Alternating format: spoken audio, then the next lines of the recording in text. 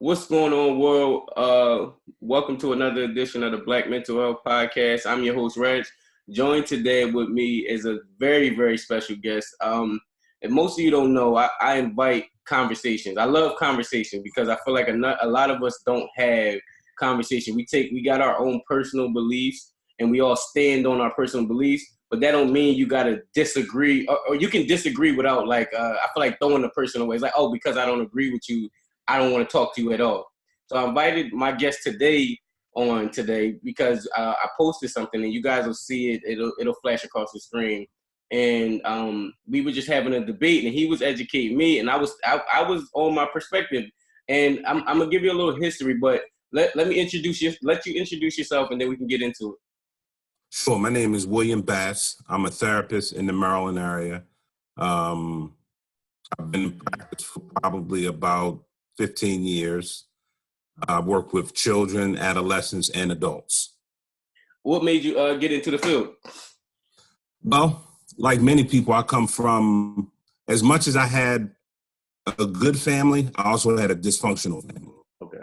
So being around that, being close to that, I made the decision to go ahead and get into mental health. Mm.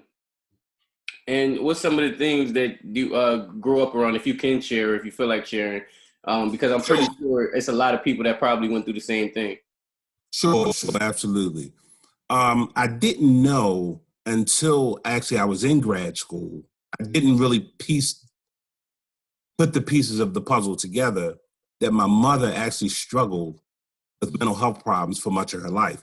I knew as a child the symptoms she displayed, but I didn't really fully understand. Unfortunately, my mother passed away at an early age. She passed away at 50 years old. And, that was something that I have dealt with in my adult life. I dealt with it also as a child, but I didn't understand it.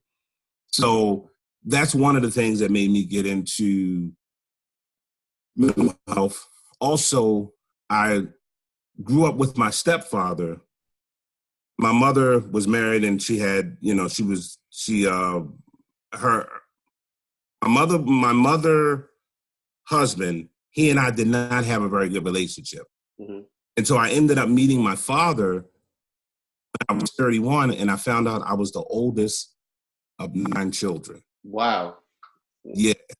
I was the oldest of 9 children. So, I mean, there's a lot. There's a lot that went on. And of course, I grew up in a home where physical discipline was heavily used. Mm.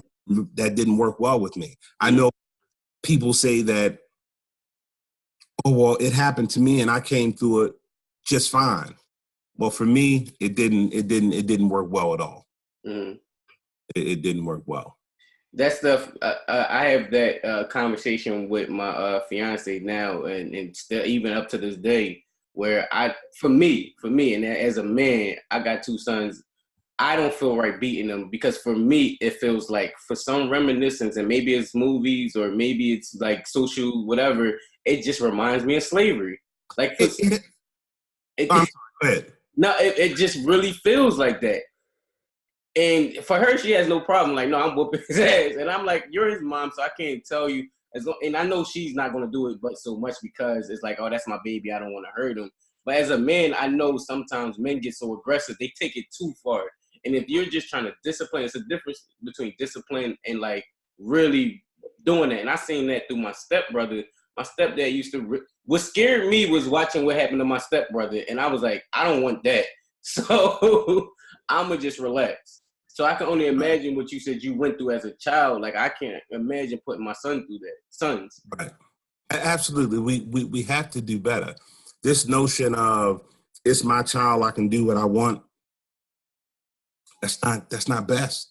Mm-hmm. It really isn't. And, what are we teaching children when we hit them? Mm-hmm.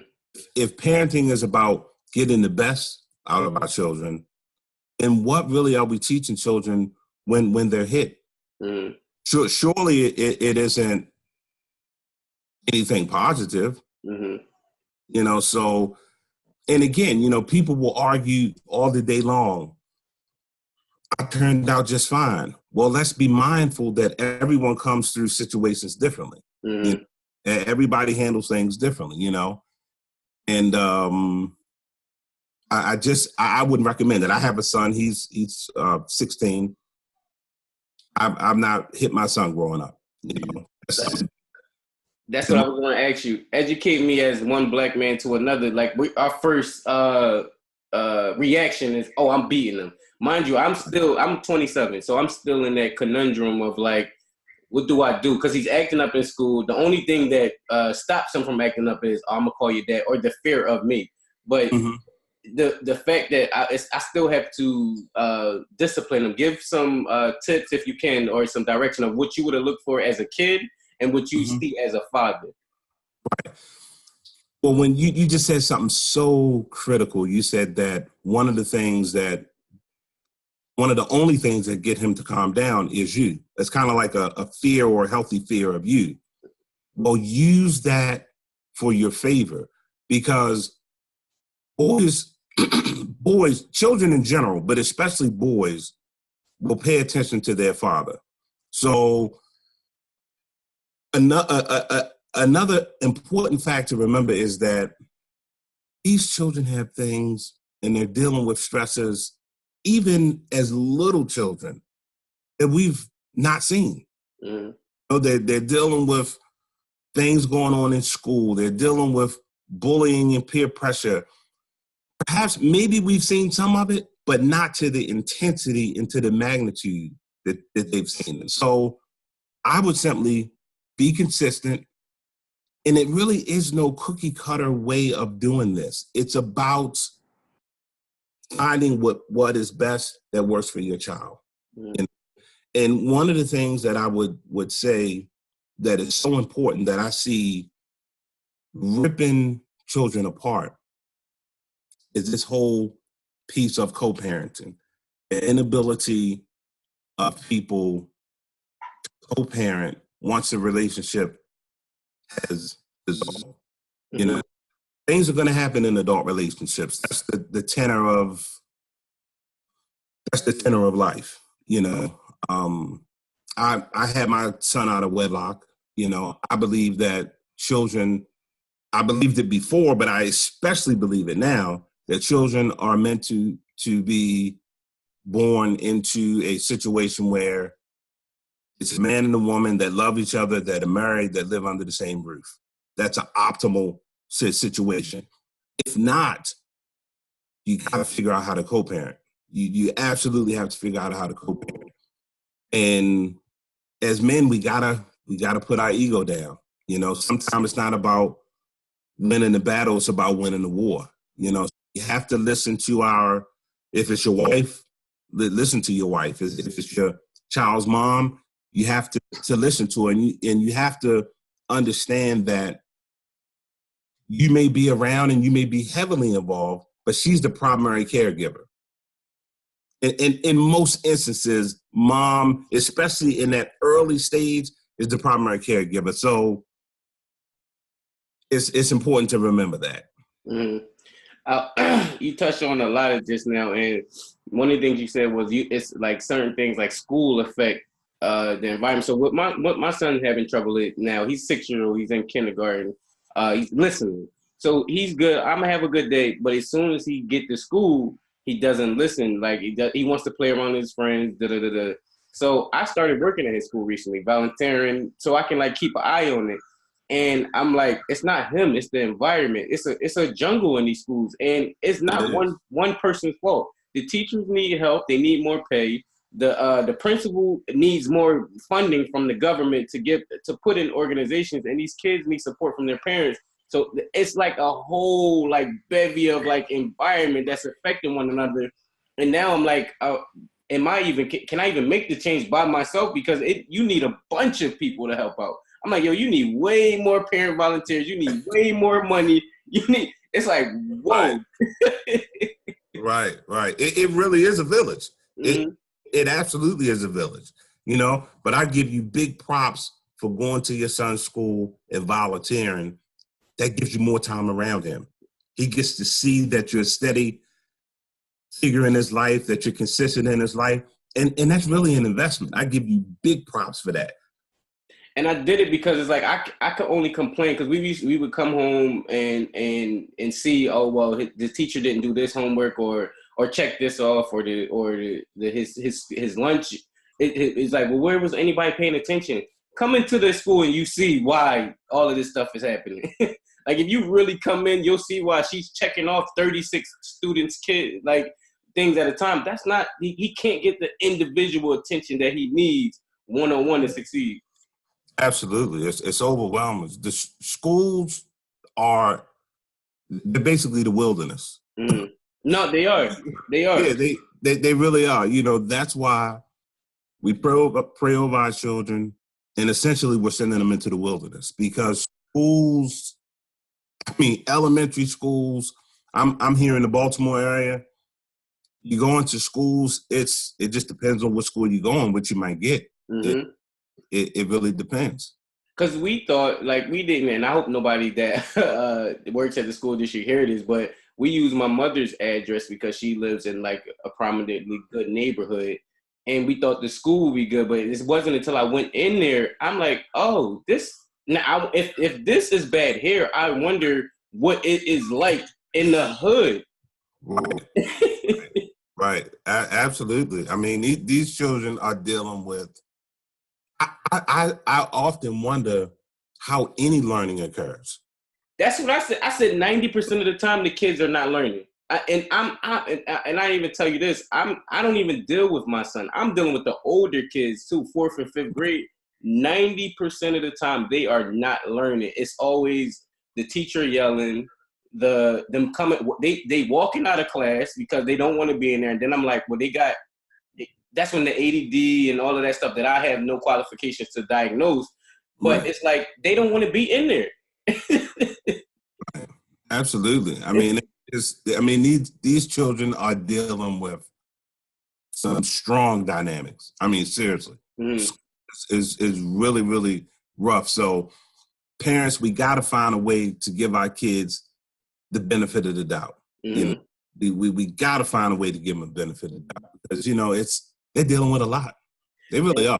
And you don't recognize it because we took his TV, or not his TV, but his own time on watching TV, falling asleep, and he was on punishment in his room. His phone. We tried all of that stuff, and it still didn't work. It's not him; it's the environment. Right. Absolutely, no doubt about it. So, in your work, you work with primarily what do you do on your day-to-day basis currently? Right. So, like I said, I do individual, family, and group therapy. Mm-hmm. And I think my strongest work is done with adolescents. Mm-hmm. And family work is really important because there's a lot of things in play in family work where you can get a lot of substantive work done. So I think that's where I'm strongest at with adolescents, and then also with family sessions, Okay. So what do you see with the Black family? You touched a bit on it with co-parenting and children in school, but what do you see as some of the major issues that are affecting Black families mentally?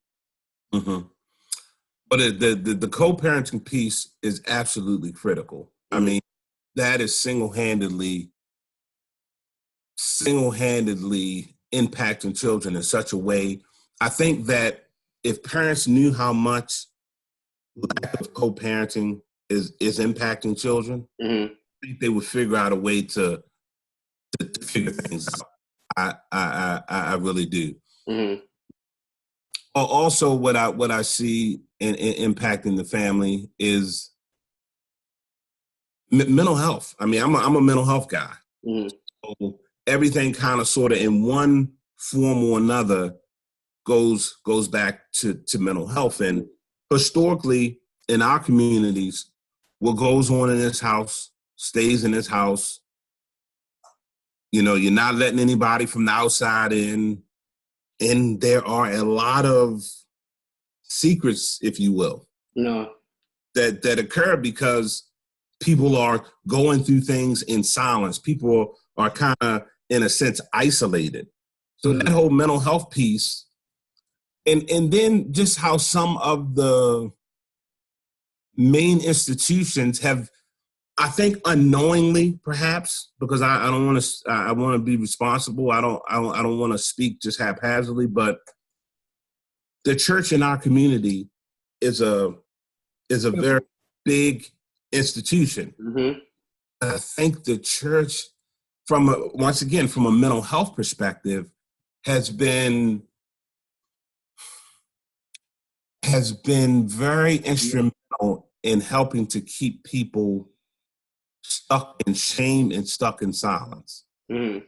You know, we were talking about posts, and there was another post that a young lady made a couple weeks ago, and her on the shirt, she had a shirt that she was showing off, and the shirt said, "No, I can't pray away my mental illness." Mm-hmm. And then someone wrote on the post that that's not really helping someone to build their faith. That's not, I mean, you're kind of sort of limiting God when you say that. Why are you saying that? And it was just kind of sort of back and forth banter. And what I tried to interject is that it was not really about trying to build someone's faith. It actually was about trying to create optimal mental health, a space where someone could express themselves from a mental health perspective. Mm-hmm. And so the conversation went on, and it was one of those things where you really don't need all of that. All you got to do is pray harder. And, you know, that sentiment has really kept a lot of people bound, Mm-hmm. and a lot of people feeling like, if I seek mental health support, whether that be in the form of individual therapy, medication management, or group, or any of those things, that actually it's an indictment on my faith. And it just isn't. Mm-hmm. You know, we can go to church, we can go to the mosque, we can go to our place of worship and still seek mental health support. Mm-hmm. And it's not an indictment on your faith at all. But somehow, I think that this has, in a sense, turned into the case. And then when you throw into the equation us as men, how we're wired, Mm-hmm. it's a whole nother dynamic. Mm-hmm. One of the things that got me, and we're going to get to the post soon too, but one of the things that got me into the field and not directly going to school for like going to mental health and getting a degree behind it is because I study communication. And I know that, like what you just said, with brothers, we communicate differently, and they have a hard time, like with me and you doing, they have a hard time doing that part. So I said, all right, let me show them what it looks like, so that way they can become more comfortable, which has been working. Because that's what inspired me. Someone, Rashawn, I see him on an interview, and I was like, whoa, my family has been dealing with this stuff for years. Mind you, I never knew that's what that was called. My dad had went through it, for my grandmother, for all of that stuff. And my sister's in therapy now. My aunt is in there. It's like really a serious family issue. And I'm like, whoa, a lot of people are secretly doing this. No, I'm going to broadcast it. And I'm going to use my life as an example to broadcast it. Because I don't feel ashamed in any of that stuff. It's like, yo, this is what I'm dealing with. So the thing you're saying that's so pivotal is like with the church, I honestly, and I'm not really a church guy, because I know a lot of stuff behind the scenes, and then religion, but I never against anybody going to it. But in my mind, I'm like, the community serves the church. Why isn't the church serving the community as much? Mind you, I don't know, because I'm not there day to day to know what's going on behind the doors. But for example, I'll give you an example. I was talking to someone, and I was like, well, why isn't the church open at night for homeless people? And they was like, well, homeless people get in there, they'll do different things and mess up certain stuff. But I'm like, they are giving money to the church, pay somebody to sit there all night to make sure everybody good is doing stuff. Now, again, I don't know, but I'm like, it's a building that's supposed to serve the people, that could offer warmth and all of that stuff to homeless.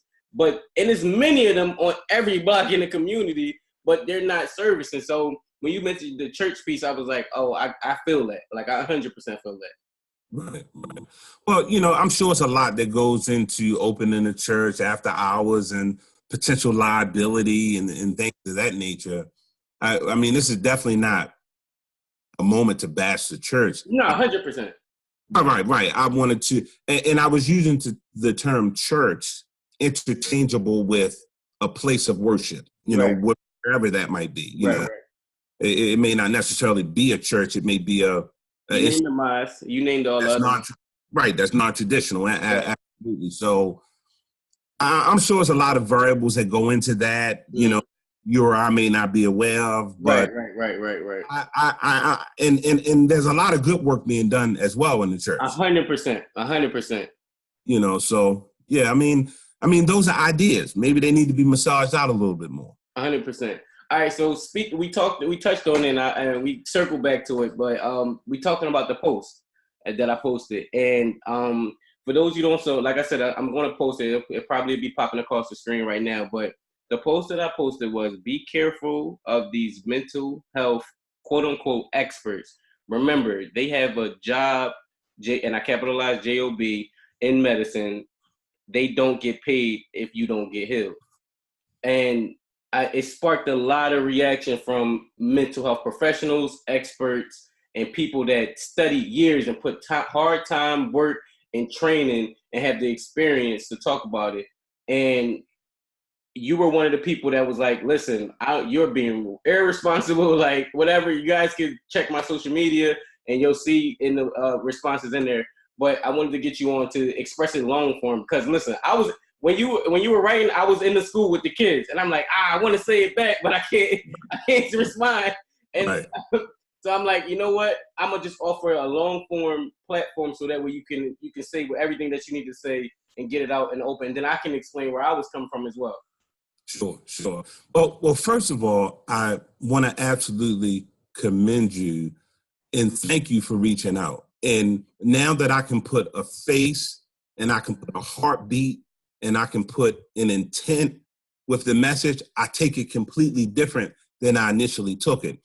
Had I had the privilege of having the heartbeat, the face-to-face interaction, my response would have probably been to the side, and it would have been me talking to my little brother in a in a different way. Now, given that, what the post didn't do, it didn't speak to intent. It just simply stated that we have to be mindful of these experts, because if you don't get well, then they don't get paid. And the thing about that is that I don't know any therapists who operate in that mindset. I'm sure that they exist. I'm sure, but I don't know any that operate in that mindset.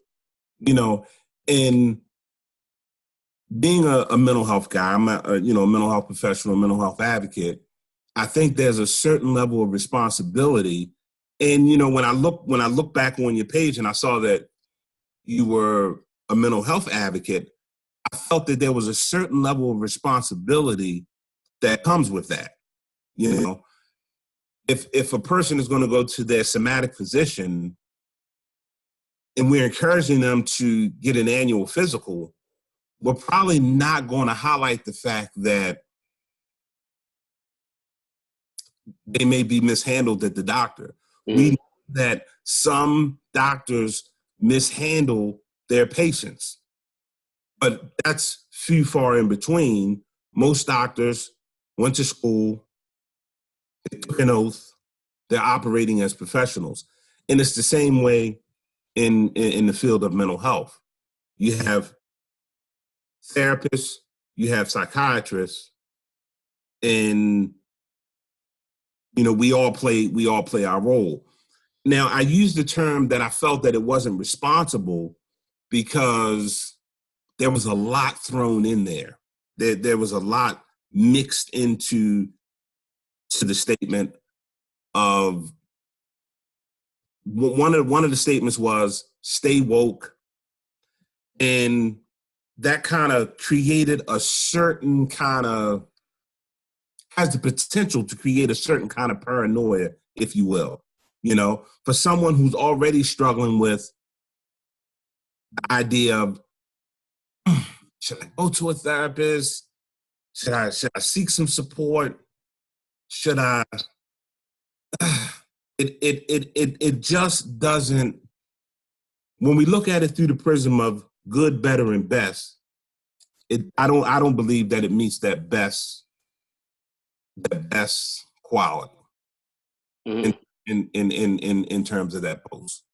Okay, and all right, so let me give you a little history of where that post came from, why it was created, and you probably and I'm looking on it, I don't know, but it was a post floating around on social media that says there's a thin line between advocating from a personal experience and advocating from a place of expertise, and that was a meme that was going around, and it said mental health awareness. It's a long thing, and I'll post it up. But it was basically saying, don't go through with all these mental health mental health advocates, because that's like going to your friend if you got a broken arm, basically. Like, just because they had a broke arm doesn't mean that they can give you the advice that you should be seeking from a professional. And to me, I was like, that separated all the advocates and people that out here that went through it that can be helping and saying, you're not basically worthy as much as this person because they went to school for it. Well, you kind of touch on a couple things, Reggie. You touch on a couple things there. So, of course, there's always going to be a divide between the professional people, professional community within mental health, the people who have gone to school, completed schooling, completed licensure, and they're held to a certain standard in the profession. And then there is the lay community within mental health, the people who purport to be mental wellness advocates, mental health advocates. And oftentimes, like you said, that's based on the experience that they went through. That may be based on a lifelong experience of taking psychotropic medication, of dealing with said clinical syndrome. Perhaps, I think there's value in both. And that's all I was trying to get at. Yeah, absolutely. It's value in both. And I've seen a lot of professionals saying like, "Oh gosh, I'm like," they're tired of the advocates and they're tired of the people. Like, and I'll send it to you when we get off so you can see why it would invoke that emotion in me. So to me, and I said on that because that was posted on Mental Health Awareness Day. So I said on it, and I'm like, well, these mental health professionals aren't all that honest as well too. Just because they went to school don't mean they all have good intentions. Well, that is in any professional. But I know. Well, not any professional, any profession. Any profession. But I think that mental health advocates and mental health professionals should be working in tandem. When I saw the post and I saw that you said that you were a mental health professional, a mental health advocate, there was a certain level of expectation that I attached to the situation, perhaps unjustly, because that's one of the ways that we create angst in our life and make things bigger than they need to be. We attach so much stuff to things. But I immediately attached to that, well, why is this brother putting this out in this form like that? Why is this brother saying that? If he's a mental health advocate, then he should be advocating for mental health with ultimate benefit to the consumer, which we all are. At the end of the day. At the end of the day, we're all consumers. So that was kind of the meat and potatoes of it. I just felt it had it been someone who didn't suggest to be a mental health advocate, you know, or they didn't say anything about mental health, I probably wouldn't even have responded. Right. No, I got you. No, and that's why I said maybe he doesn't know my where I'm coming from. So I did my best to respond, but again, typing, you like you said, you can't hear the heartbeat behind it. So I'm like, you know what? Let me get this so we can iron it out. Well, not even iron it out, because we're both coming from a place of what's going to offer the best help. And not only that, we're coming from a place of love. Exactly. So when in the end of that, you know, you have the post. I posted the tweet, but in the title or whatever that's called, the description, I put, and I love my therapist, by the way. Mm-hmm. So it was like I'm giving both ends, because I'm in therapy, but I'm also saying this. And it was like, I discussed this with my therapist. So I'm telling y'all that I'm in therapy, but be aware of, and again, it wasn't to bash them. Like I said, all of the people, 90% of the people that was in the comments, I have their number. I didn't have your number. So I'm like, all right, let me talk to them. Let me reach out. Like, this is no fight or nothing. This is, all right, we're going to have a discussion. And I just felt like that post, because it was circulating, and I sent it to you on Instagram if you got just now. But it was circulating, and most of these professionals and experts was like, thank God someone said it. I'm happy somebody finally made it. And it was like, that's creating a division. And you're basically saying one is better than the other. And it's like, I don't like that. And I'm one to defend. And it never said don't go. It never said everybody. It said be careful. It's just like with my son. Yes, we got to go for checkups. We got to go for checkups. But if that doctor touches you any way that you don't like, you let me know. I'm not saying let's not go to the doctor. Just let me know and be mindful of what this doctor is doing. All doctors should have and are supposed to have good intentions, but we're not going to negate the fact that there are people out here who don't. Right. And, you know, the tougher conversation, Reggie, might be, you know, when you've struggled through school, you know, and you've gotten your licensure, and then people pop up. You know, there's this whole life coach movement, you know, where people are life coaches. I think there is maybe some certifications available. I really don't, I'm not sure, but I know that it's not to the degree of, you know, fully being vetted in terms of going to school, and these are not licensed mental health professionals. Perhaps there's a divide there, you know. I 100% agree with that.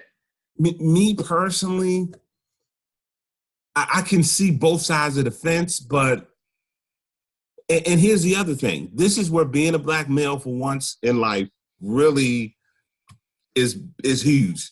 And what I mean by that is I won't feel it one way or the other, to the left or to the as a Black male therapist, it's wide open, you know. So it really, we can have all the mental health advocates pop up, we can have all the life coaches pop up.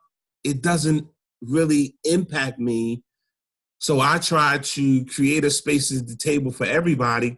Let's all work together. Mm-hmm. Maybe somebody else has a different viewpoint because it kind of sort of steps on their toes a bit. I'm not sure. But I know for me, I'm operating in my gifts. So I don't really, I mean, it can be. And that's how I felt as well. I'm like, dude, and when I'm in the comments, I'm like, yo, I have these professionals on my platform. I'm not against them. I know it's a balance of both. There's a balance of people that are going through things. There's a balance of people that have been in medication, and there's a balance of professionals in the actual field that went to school and got their I don't know the words of seasonal depression. I can't diagnose anybody. I'm not educated enough to know that. So that's where you serve your purpose at. But I do know what it feels like. Right. And I think, absolutely. And I think one of the things, when you use the term mental health experts, were you referring to mental health advocates, or were you referring to anybody that has malintentions on what they're doing? Okay. So it was all encompassing, basically. All of it. But I didn't say specifically professionals. I didn't say specifically I don't like I said, I'm not educated to know the different dynamics of what everyone does in their field. So because and that was more me trying to be responsible on my part. I'm not going to single out anyone because I'm not educated enough to know that. So I'll just put an overlining word. Right. And then when I used the term and I said that I didn't think it was the most responsible post, another reason is I felt that is because the way the post was written, it implied that if medication is being prescribed, that it had an undercurrent. And perhaps I'm reading a lot into it, but it seemed to have an undercurrent of that's a battle for the doctors and for the pharmaceutical companies, not necessarily the therapists, because as therapists, we don't prescribe medication. Medication can only be prescribed by a medical doctor.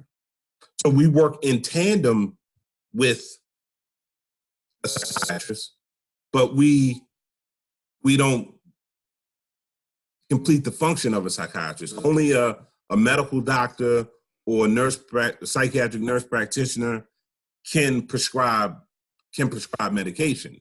And then the other part of the conversation, some people are against psychotropic medication because historically, it seems that our children and those in our community, it's the medication is thrown at them.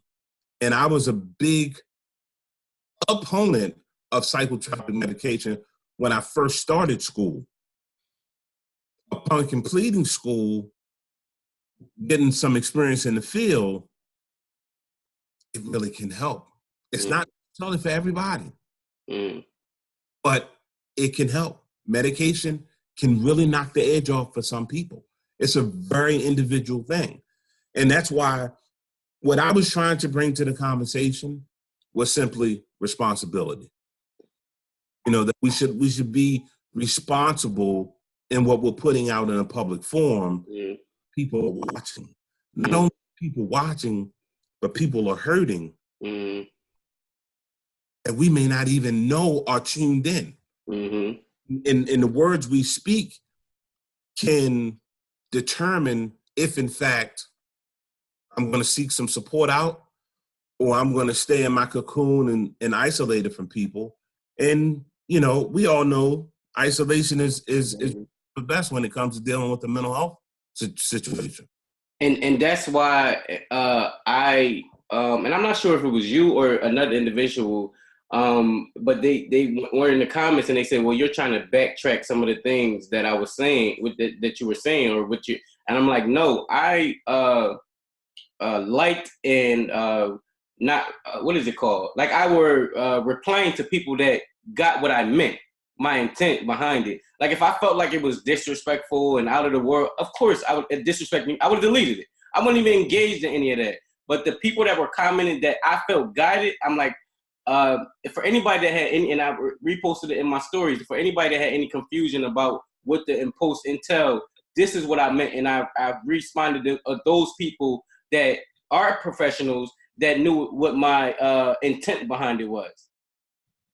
And that was the case may be. And I feel like it's so many people that wanted to like attack. And it's like, this is not a fight. This is an open discussion. That's why I said I'm so happy when you discussed and you said your piece. And I'm like, you know what? He obviously he needs to be elevated out here and like shown that Reggie is not against him. He's pushing from, it's like, yo, I'm not going to disagree with any mental health professional on this post because I agree with that. But I'm also going to offer the opposite end of it. Like I'm not naive to not offer for example, I have a friend that went to therapy, right? And she was going because it was a wave of, all right, therapy is cool, da-da-da-da. And once she went into the chair, she said that they were just asking her all of these outlandish questions. Mind you, she didn't think she was like crazy or had any mental illness of her knowledge, but they were like, were you suicidal? When the last time you took drugs? Now, mind you, I told her that's the proper procedure of them trying to get a gauge of who you are as an individual. So they got to kind of do that to get that information from you. But that kind of scared her off. And doing that, I was like, you have to kind of vet certain people. Just because just because they are a therapist, don't mean they're the therapist for you. So you kind of got to engage certain people. It's like dating almost. Like you got to see who's qualified for you. Don't let it turn you off. And she was after that, she was like, yo, I'm just done. Like, I'm not going back. Like, the conception got to her. You know, it sounds like what she was experiencing was pretty standard. It sounds like that was the psychosocial assessment, which, you know, certain questions are asked. And some of the questions can be very intrusive in nature. That's exactly what it was. She felt intrusive. Right. And so perhaps for her, it just wasn't digestible. But again, that goes back to the stigma associated with mental health. If certain questions are asked, you can't even ask certain people certain questions because, oh no, I ain't crazy, I ain't this, I ain't that. Just even being asked the question. Hey, you know, I felt like for me, and mind you, this is me, my outside perspective, because even when I'm a part of an organization called Black Men Hill, and I talked to the owner, and the stuff that I had to fill out was like maybe about 5-6 pages, like you said, it's the analysis, and I understood it. But I said, my best friend, my guy that probably needs this more than me, because he's not filling this out, and it wasn't to negate the fact that what they need as far as a professional, but maybe walk them into it baby steps wise instead of giving them that full thing up front, because it can feel heavy. And it'll make you feel like, why am I telling this person all my business? Whereas opposed to you maybe ask 3 questions here, then you walk them, get them, keep coming, and then you get it overall, as opposed to overwhelming the individual with all of that. Like even now, with me talking like this, I'm going to put this out to the world because so that way they can understand this is what they have to do, but also for professionals to know that, yo, this is what it does to people. Because I think when you being on that other end of that chair, you may not know, because it's like, well, we need this because it helps us understand the individual. But you by doing that to understand the individual, you kind of turning them away at the same time. No doubt about it. And it's a difference between being a service provider and a consumer. You know? And if you're the service provider and then you're also the consumer, you kind of sort of know what to expect. But you're just coming in cold and life has been happening, a lot's been going on. It's like, well, why you need all that? Do you really need all that? Like, you asking me too much. You know, and so, and then once again, in our community, but across all communities, there's a need for mental health support across all cultures, across all races. But we're African-American men, so we can speak directly to our community. There's this air of suspicion. You know, I'm not the police. I'm a service provider. I'm not the police. I'm not asking any question for harm. And I want to go back and shout out Black Men Heal. That's an exceptional program that's in its pilot stages. We had Tasneem, her partner, on, and that's a great. I'm glad to hear you connected with them. And I talked to Taz. We're supposed to be meeting next week. Because she said she want me to be like one of the on the fourth. Because I'm in therapy because I don't want to be a know-it-all. I don't want to be a know-it-all. Like, I did a lot of the work on my own and self-aware. Like I said, I suffer. I was talking to my therapist. He was like, you suffer from anxiety, you suffer from depression, and something else that I can't remember the name of. But I suffer from them things, but I'm very self-aware that I suffer from them, and I try to be in control of it as much. Actually, after this podcast, I got therapy at 12 o'clock. But me just talking to him, I'm like, but everybody is not like that. So I want to be on the forefront of, I'm a consumer, I'm not a professional, but I can put it in the words from the brother in the hood, like, to understand that. Like, I'm still young enough to put it in his words for him to, like you said, make it digestible for him to want to do it. Absolutely. And I can definitely see why that platform would want you involved, because there's a certain level of I don't think the word necessarily is innocence, but it's clearly you have a great heart, right? You may not know all, like you said, the professional terminology and all of that, but you definitely have a heart for the people and a heart for trying to understand. And for that, little brother, I give you all love and respect. Absolutely. Uh, my last question to you, because we coming up on an hour, is and we've been talking the whole thing about it, the whole podcast about it. What is your overall viewpoint, perspective, opinion on Black mental health or mental health in the Black community? I think we have a long way to go, but I think there have been significant strides made, and I'm looking forward to using my voice, my talents, my skills to help further the cause.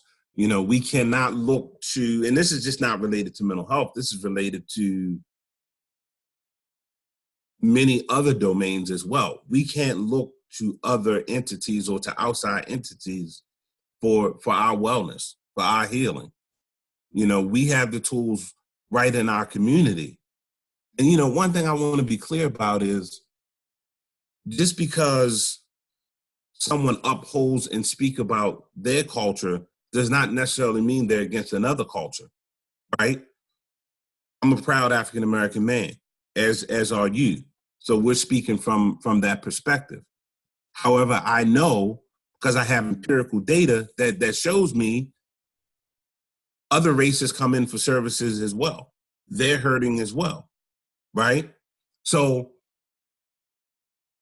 there's a subset conversation for our community, but then there's a larger conversation for the larger community as well, So, but I'm prepared. I'm ready, and we got a lot of work still in front of us, but I think we've made tremendous progress. 100%. Is there anything that you need to plug? Any follow on social media? Anything you want to on the people? Well, on IG, I'm William Batts MSW. On Facebook, I'm William Batts, and I look forward to more conversations. I appreciate you having me, and I really appreciate the spirit for which you're moving with this. I really do. Thank you, man. I appreciate the compliments. Like I said, it never was about going back and forth. People will see especially two Black men. And it's a movie, right? And they waiting to see what's the outcome. The outcome is for me, it's always gonna be love. Like the outcome is always gonna be love, especially because I know it doesn't get us nowhere further. It doesn't push us further. All it does is knock each other down. Like I'm always coming from a place of, all right, let me understand where this person is coming from. And I can see, I 100% could see how that post affected people that put energy and time and effort into that stuff, and how it evokes a certain type of emotion, but it was supposed to. Anything that don't evoke emotion don't move you. If everybody, I don't want to ever be in an echo chamber. It was supposed to be like that. But like I said, I thank you for the compliment. I thank you for coming on the platform. I'll put his social media up so you guys can reach out to him. Listen, once I know that I'm not qualified for something, I'm always sending people a certain way. I'm like, listen, you contact this person, contact this person. All I am is a vessel, a communication device. I put the information in. It's like, well, it sounds like you need to reach out to this person, or it sounds like you need to reach out. I'm not in that area of field to give you that expertise. Right. If somebody's coming your way, they probably will say Reg sent you. But again, thank you for coming on. Subscribe to the podcast, guys. Follow, share, and just do all that great stuff to help with this platform. So, because I'm pushing it, I'm bringing mental health professionals on. I'm bringing people that go through stuff that feel comfortable and share their story. And I just want the stigma, and it sounds so cliche, but I want the stigma to be broken, and I want people to feel more comfortable about sharing therapeutic stories. So remember, this platform has never been about a replacement to therapy. It's an alternative, and it's a place where people share therapeutic stories. Thank you for listening.